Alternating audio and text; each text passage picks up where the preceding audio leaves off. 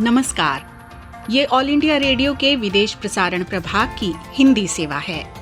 England, पश्चिम Europe, दक्षिण पूर्व Asia, पूर्वी अफ्रीका, मॉरिशस, पश्चिम एशियाई देशों और खाड़ी देशों के लिए लक्षित हिंदी सेवा के इस सोशल मीडिया कार्यक्रम में आप सभी का स्वागत है। पेश है ESD न्यूज मैगजीन।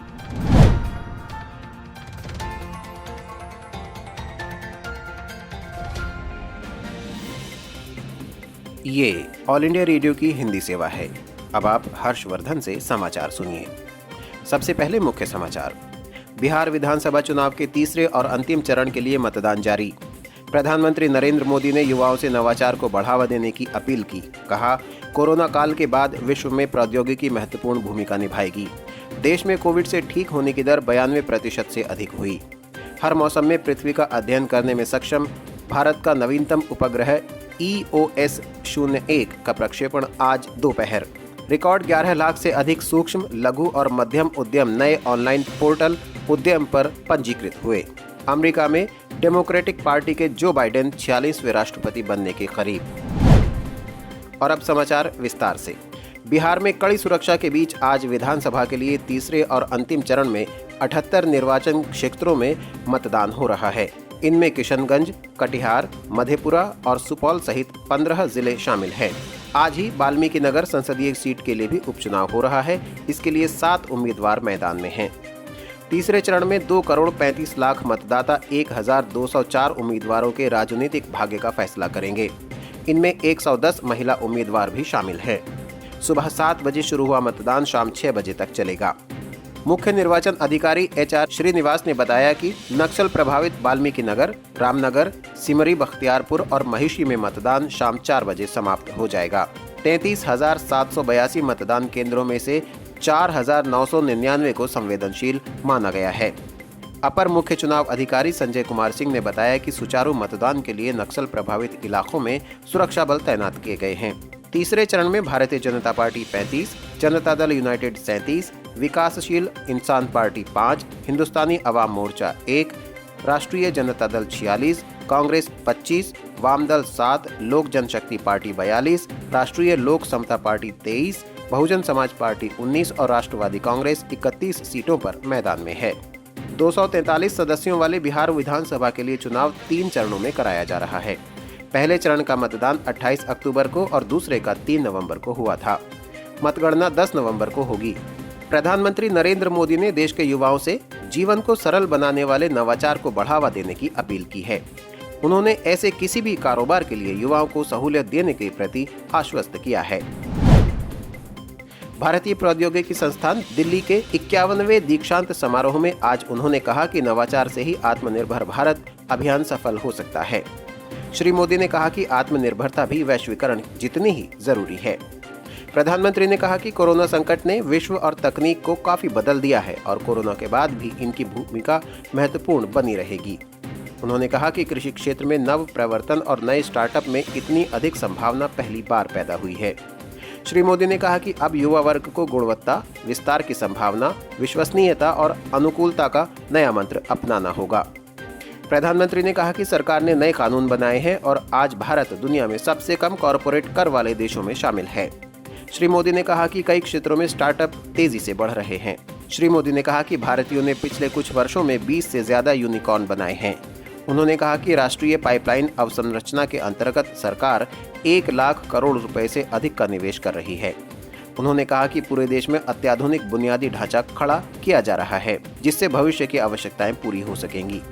प्रधानमंत्री ने आज उपाधि प्राप्त करने वाले सभी विद्यार्थियों और उनके अभिभावकों को भी बधाई दी। प्रधानमंत्री नरेंद्र मोदी ने कहा है कि 5 वर्ष पूर्व भारत ने बहादुरी के साथ देश की रक्षा करने वाले महान सैनिकों के कल्याण के लिए एक ऐतिहासिक कदम उठाया था। श्री मोदी ने एक ट्वीट में कहा कि 1 रैंक 1 पेंशन का निर्णय एक स्मरणीय अवसर था, जिसके लिए देश को कई दशकों तक प्रतीक्षा करनी पड़ी थी। इस अवसर पर रक्षा मंत्री राजनाथ सिंह ने कहा कि 1 रैंक 1 पेंशन को लागू करने के बाद रक्षा बलों के 20,60,220 पेंशन भोगियों और पारिवारिक पेंशन भोगियों को 10,795 करोड़ की बकाया रकम अदा की गई।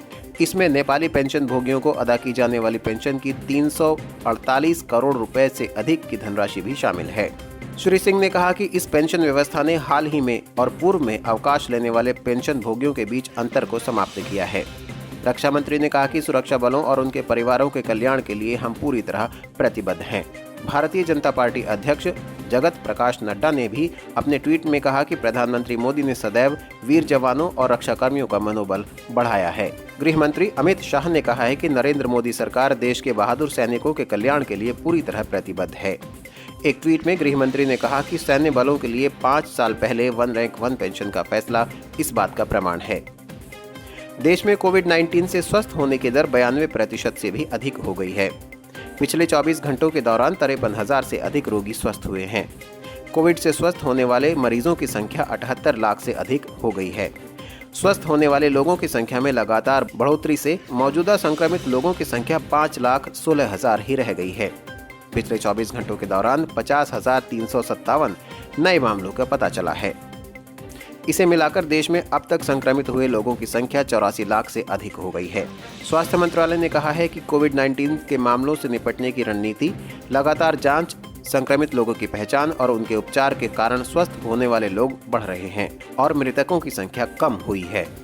फिलहाल पूरे देश में मृतकों की दर 1.48% है। पिछले 24 घंटों के दौरान 577 लोगों की मृत्यु हुई है। इसे मिलाकर देश में कोरोना से अब तक 1,25,562 लोगों की मृत्यु हो चुकी है। स्वास्थ्य मंत्रालय ने बताया है कि पिछले 24 घंटों के दौरान कोरोना से मरने वालों की सर्वाधिक संख्या 161 महाराष्ट्र में रही। भारतीय चिकित्सा अनुसंधान परिषद के अनुसार पिछले 24 घंटों के दौरान 11,13,000 से भी अधिक नमूनों की जांच की गई। इसे मिलाकर अब तक 11 करोड़ 65 लाख नमूनों की जांच हो चुकी है। दिल्ली में वायु गुणवत्ता में गिरावट आई है। हवा अत्यंत खराब श्रेणी में पहुंच गई है। केंद्रीय प्रदूषण जांच नियंत्रण बोर्ड के अनुसार दिल्ली का वायु गुणवत्ता सूचकांक आज दोपहर 12 बजे 405 पर स्थित था। हवा की गति में कमी के कारण प्रदूषण में बढ़ोतरी हुई है। भारतीय अंतरिक्ष अनुसंधान संगठन इसरो आज हर मौसम में पृथ्वी का अध्ययन करने में सक्षम भारत के नवीनतम उपग्रह EOS-01 का प्रक्षेपण करेगा। इसके लिए PSLV C-49 वर्कहॉर्स रॉकेट का प्रयोग किया जाएगा। अपनी 51वीं उड़ान के दौरान इस रॉकेट से 9 और व्यावसायिक उपग्रह भी अंतरिक्ष में भेजे जाएंगे। 11 लाख से भी अधिक सूक्ष्म, लघु और मध्यम उद्योगों ने अब तक उद्यम पंजीकरण की नई प्रणाली के तहत अपना पंजीकरण कराया है। सूक्ष्म, लघु और मध्यम उद्यम मंत्रालय ने इस वर्ष 1 जुलाई से इन उद्यमों की परिभाषा और पंजीकरण की प्रक्रिया में परिवर्तन किया था। मंत्रालय ने कहा है कि अब तक पंजीकृत उद्यमों में से 7,98,000 उद्यमों का मालिकाना अधिकार पुरुषों के पास है, जबकि 1,73,000 का मालिकाना हक महिलाओं के पास है। 3,72,000 उद्यमों ने उत्पादन श्रेणी के अंतर्गत पंजीकरण कराया है, जबकि 6,71,000 उद्यम सेवा क्षेत्र के अंतर्गत पंजीकृत हुए हैं। 11 लाख से अधिक उद्यमों का मालिकाना अधिकार दिव्यांगों के पास है। उत्तर प्रदेश सरकार ने कहा है कि कोरोना महामारी के बाद निवेशकों को आकर्षित करने के प्रयासों के कारण राज्य में अब नया निवेश आना आरंभ हो गया है। राज्य सरकार कई देशों के उन निवेशकों के संपर्क में है जो अब उत्तर प्रदेश में उद्योग लगाना चाहते हैं। उपराष्ट्रपति वेंकैया नायडू ने खेतीबाड़ी को टिकाऊ और लाभकारी बनाने के लिए बहुआयामी प्रयास करने की अपील की है। जम्मू कश्मीर के कई भागों में आज तड़के 4.3 तीव्रता का भूकंप आया। भूकंप का केंद्र किश्तवाड़ जिले में दूल से 21 किलोमीटर दूर स्थित था। अमेरिका में डेमोक्रेटिक पार्टी के उम्मीदवार जो बाइडेन 46वें राष्ट्रपति का चुनाव जीतने के करीब हैं। श्री बाइडेन ने राष्ट्र के नाम संबोधन में कहा कि जनता ने डेमोक्रेटिक पार्टी को ये समर्थन कोरोना, अर्थव्यवस्था, जलवायु परिवर्तन और नस्लवाद पर कार्रवाई के लिए दिया है। उन्होंने लोगों से शांति और धैर्य बनाए रखने की भी अपील की, क्योंकि अभी मतगणना पूरी नहीं हुई है। पेंसिल्वेनिया, जॉर्जिया, नवादा, एरिजोना और नॉर्थ कैरोलिना सहित कुछ अन्य राज्यों में मतगणना चल रही है। रिपब्लिकन पार्टी उम्मीदवार डोनाल्ड ट्रंप ने कई राज्यों में डाक से प्राप्त मतपत्रों की जटिल गिनती प्रक्रिया को चुनौती दी है। उनकी प्रचार टीम ने इस बारे में पेंसिल्वेनिया, नवादा और एरिजोना सहित अन्य राज्यों में मुकदमे दर्ज किए हैं। और IPL क्रिकेट के एक एलिमिनेटर मैच में सनराइजर्स हैदराबाद ने रॉयल चैलेंजर्स बेंगलोर को 6 विकेट से हराकर दूसरे क्वालीफायर राउंड में प्रवेश कर लिया है। अबू धाबी में कल दूसरे क्वालीफायर मुकाबले में सनराइजर्स हैदराबाद का सामना दिल्ली कैपिटल्स से होगा। ये मैच शाम 7:30 बजे से खेला जाएगा।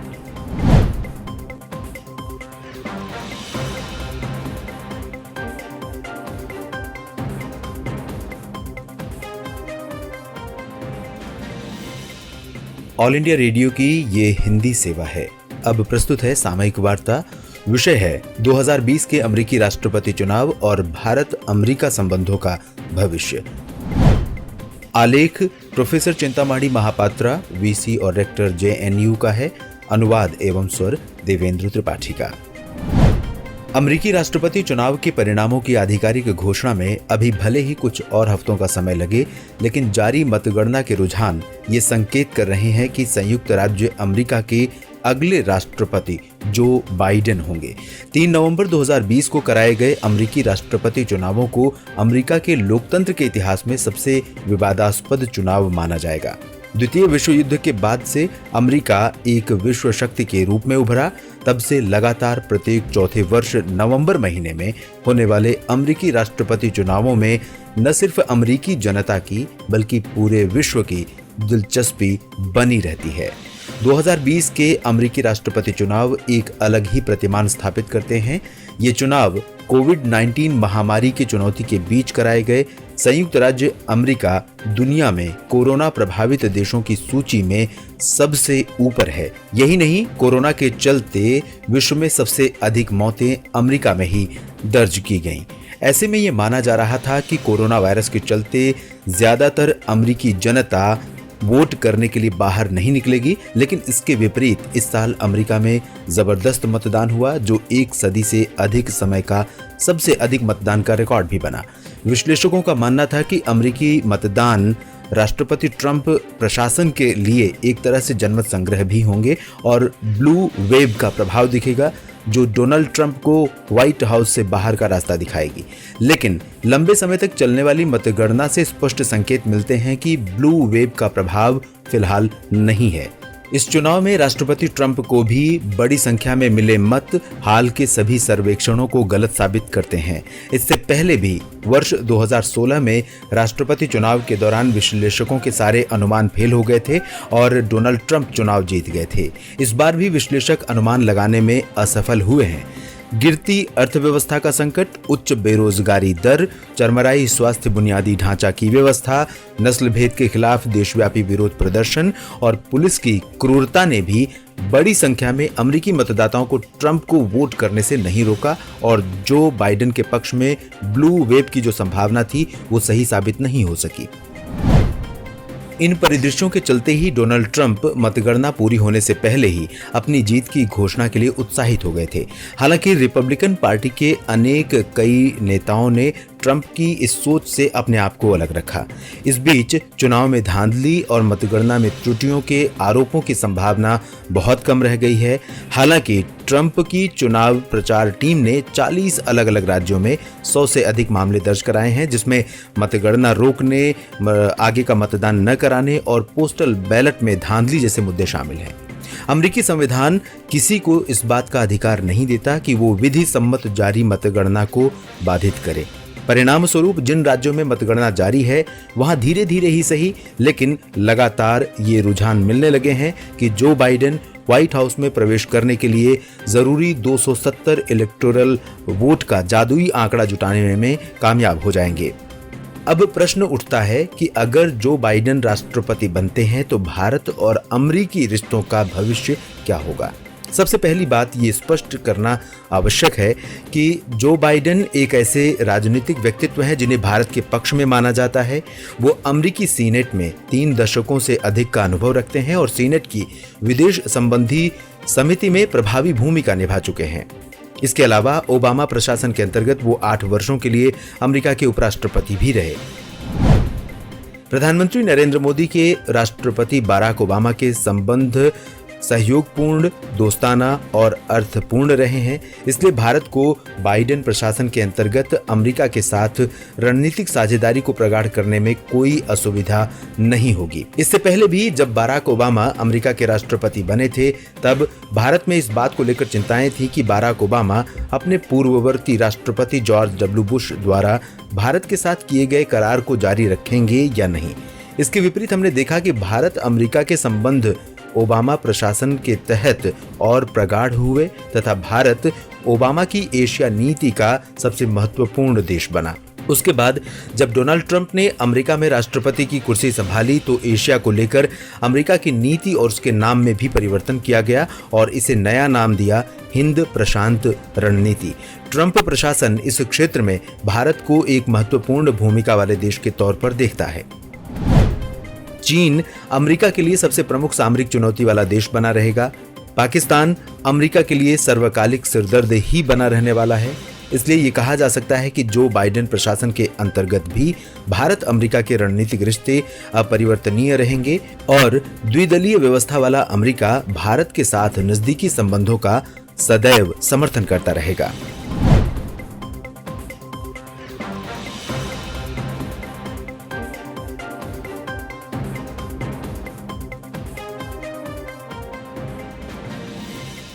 देश भर से प्रकाशित आज के हिंदी समाचार पत्रों में विविध विषयों पर संपादकीय लिखे गए हैं। प्रमुख समाचारों ने भी मुख्य पृष्ठ पर स्थान पाया है। आज के प्रमुख समाचारों पर दृष्टि डालें तो अमेरिकी राष्ट्रपति चुनाव में जो बाइडेन के डोनाल्ड ट्रंप से आगे होने की खबर सभी अखबारों की पहली सुर्खी बनी है। हिंदुस्तान जादुई आंकड़ा शीर्षक से लिखता है, जो बाइडेन बस चंद कदम दूर। दैनिक भास्कर की सुर्खी है, ट्रंप सिरे से खारिज। जनसत्ता के शब्द हैं, पेंसिल्वेनिया और जॉर्जिया में पासा पलटा, बाइडेन को बढ़त। पत्र ने बाइडेन के इन शब्दों को भी प्रकाशित किया है कि मतगणना पूरी होने तक धैर्य रखें अमरीकी। राष्ट्रीय राजधानी क्षेत्र में बढ़ते प्रदूषण पर सुप्रीम कोर्ट की सख्त टिप्पणी सभी अखबारों के प्रथम पृष्ठ पर है।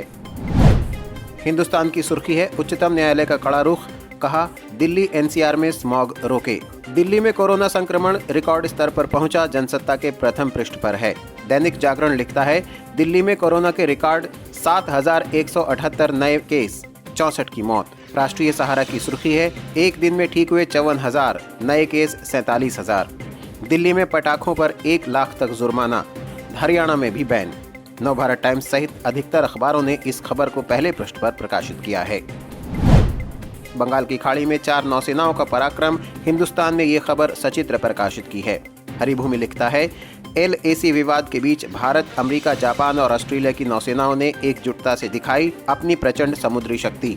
बंगाल की खाड़ी में संपन्न हुआ मालाबार का पहला फेज। पोषण में कमी के कारण अमेरिकियों से दुबले भारतीय, हिंदुस्तान की सुर्खी है। पत्र लिखता है, लॉसेट में प्रकाशित अध्ययन से खुलासा, भारत सबसे कम BMI वाले देशों में शामिल। दैनिक भास्कर खास शीर्षक से लिखता है, पोषण की कमी से 8 इंच कम हो सकती है लंबाई। आंगनबाड़ी केंद्र, स्कूल और पंचायत भवन में लगेगा टीका। दैनिक जागरण महामारी से जंग शीर्षक से लिखता है, केंद्र सरकार ने की कोरोना वायरस के खिलाफ व्यापक टीकाकरण की तैयारी। हिंदुस्तान ब्याज माफी योजना शीर्षक से लिखता है, गोल्ड लोन लेने वाले लोगों को भी बैंक से मिलेगा कैशबैक, EMI चुकाने वालों को होगा लाभ। ट्रंप की जिद नामक शीर्षक से दैनिक हिंदुस्तान का लिखना है कि शायद उनसे कोई और उम्मीद भी नहीं थी। पिछले 4 साल में ये शिकायत आमतौर पर सुनाई देती थी कि अमेरिकी राष्ट्रपति डोनाल्ड ट्रंप के तौर तरीकों में वो गरिमा नहीं है जो दुनिया के सबसे ताकतवर शख्स में होनी चाहिए। पूरे 4 साल तक वो कहीं भी कुछ भी उल्टा सीधा बोलने के लिए कुख्यात रहे और अब जब वो हारते दिख रहे हैं तब ये सोचना भी व्यर्थ है कि वो उस सलीके से पेश आएंगे जो किसी लोकतंत्र में जनता के आदेश को स्वीकार करने के लिए जरूरी होता है। फिलहाल ये कहना तो ठीक नहीं कि वे पूरी तरह हार ही गए हैं। मतगणना अभी जारी है और टक्कर कांटे की है। इसलिए ट्रंप के बर्ताव में जो खींच दिख रही है वो दरअसल मन मुताबिक नतीजे न आने की खींच है। मंगलवार की शाम को उन्होंने अपनी जीत का ऐलान कर दिया था। बुधवार से ही उन्होंने ये कहना शुरू कर दिया था कि चुनाव में धांधली हुई है और उनके साथ धोखा हुआ है। शुक्रवार को उन्होंने व्हाइट हाउस में बाकायदा पत्रकारों के सामने कहा कि उन्हें हराने के लिए चुनाव में धांधली की गई। उनका कहना था कि अगर कानूनी वोट गिने जाए तो वो जीते हुए हैं, लेकिन गैर कानूनी वोटों की वजह से वो हार रहे हैं। उसके बाद उन्होंने न इस धांधली के कोई सबूत दिए और न ही पत्रकारों के सवालों के जवाब दिए। वे कौन से वोट हैं जिन्हें वो गैर कानूनी बता रहे हैं? दरअसल इस बार अमेरिका में बड़ी संख्या में मतदाताओं ने डाक से वोट दिए हैं। कोरोना संक्रमण के चलते ऐसे बहुत से मतदाता हैं जिन्होंने मतदान केंद्र तक जाकर भीड़ में वोट देना बेहतर नहीं समझा और डाक वाले विकल्प को चुना। डाक से आए मतपत्रों को गिनने में ज्यादा समय लगता है, इसलिए इस बार अमेरिका की मतगणना प्रक्रिया काफी लंबी हो गई है। ट्रंप को भी अपनी खींच दिखाने के लिए लंबा समय मिल गया है। डोनाल्ड ट्रंप के इस मनमाने रवैये का खुद उनकी ही पार्टी के कई नेताओं ने विरोध किया है। उनका कहना है कि अगर उनके पास चुनाव में हुई धांधली के पक्के सबूत हैं तो उन्हें लोगों और मीडिया के सामने हंगामा करने के बजाय अदालत का दरवाजा खटखटाना चाहिए। अपनी जिद दिखाने के अलावा दूसरे विकल्प भी बहुत कम बचे हैं। अंतिम चुनावी नतीजे जो भी हों, लेकिन इस चुनाव के बाद अमेरिका एक ऐसे देश के रूप में सामने आया है जहां ट्रंप के उग्र रवैये, विवादास्पद नीतियों और उनकी जिद के समर्थक भी बहुत बड़ी संख्या में हैं। नया विवाद शीर्षक से जनसत्ता अपने संपादकीय में कहता है कि पाकिस्तान ने करतारपुर साहिब की बाहरी जमीन का नियंत्रण अपने हाथ में ले लिया है।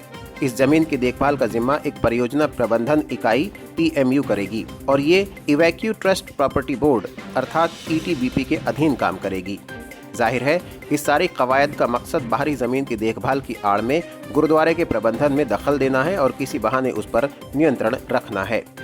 सवाल है कि आखिर पाकिस्तान को इस तरह का विवादास्पद कदम उठाने की जरूरत ही क्यों पड़ी, और वो भी ऐसे मौके पर जब करतारपुर गलियारा खुलने को 1 साल होने जा रहा है।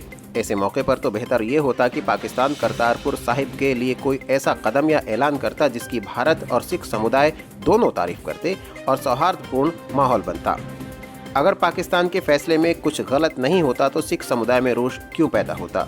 क्यों भारत सरकार आपत्ति जताती और पाकिस्तान सरकार से इस फैसले को वापस लेने को कहती?